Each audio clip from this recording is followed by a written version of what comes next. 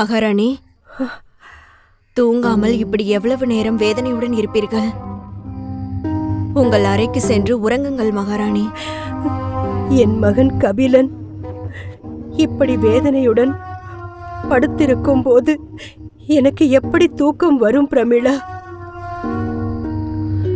உண்மையை சொல்ல போனால் இந்த தேசத்தின் மன்னனுக்கு 8வது மனைவியாக இந்த அந்தப்புரத்திற்கு வந்ததிலிருந்து என் நிம்மதியே போய்விட்டது.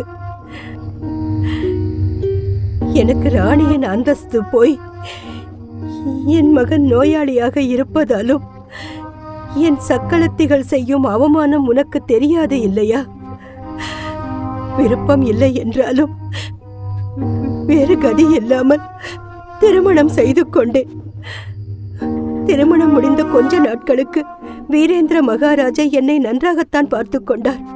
எனக்கு முன்னால் வந்த ராணிகள் எங்களுக்குள் மனஸ்தாபத்தை ஏற்படுத்தி எங்களை பிரித்தார்கள்.